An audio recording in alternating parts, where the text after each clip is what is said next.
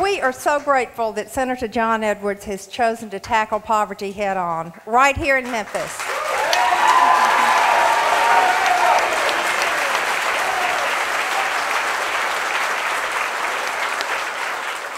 One-fourth of Memphians live below the poverty level. Tonight, we're standing in the poorest zip code in Memphis, 38126. It's one of the 100 poorest in the whole United States. The median income for this zip code is just about $10,000. That doesn't get you much of anything that's usable and exchangeable. We have a lot of work to do. We appreciate Senator Edwards bringing awareness to this issue that impacts all of us, no matter where we are in life. Focusing on poverty and working to lift up families is not a new thing for John Edwards. For the past 2 years, he has served as director of the Center on Poverty, Work, and Opportunity at the University of North Carolina at Chapel Hill. He has joined with a variety of groups to help raise the minimum wage in 6 states, and he started this morning at 3:30 a.m. in New Orleans, working and meeting with Hurricane Katrina victims who are still without homes. It is a great honor for me to introduce to you this evening Senator John Edwards. Let's give him a Memphis welcome.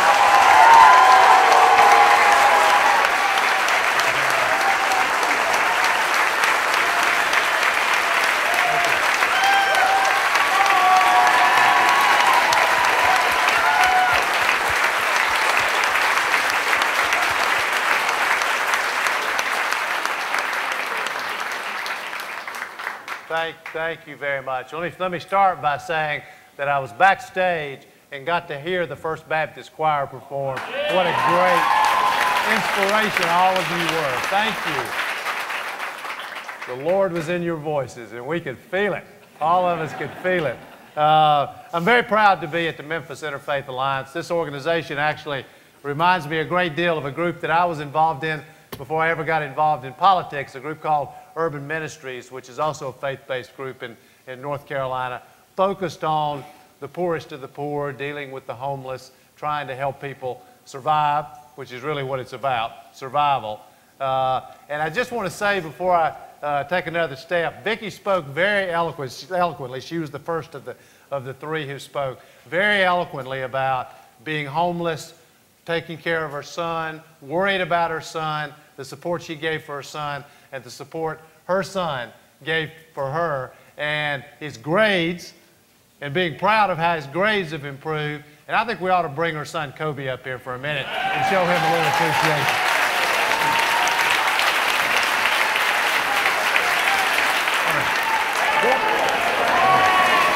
Wave.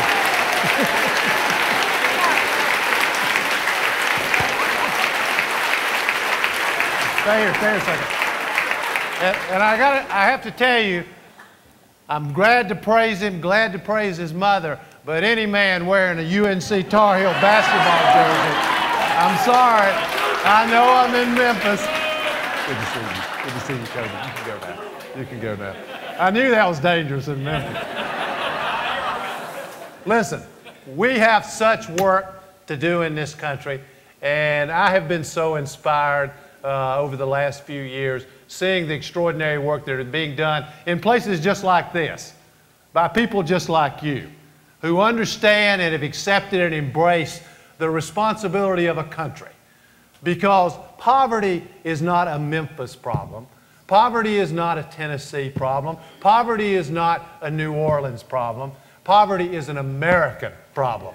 And it is an issue that all of us have to take responsibility for doing something about, and something that so many of us have become so personally invested in.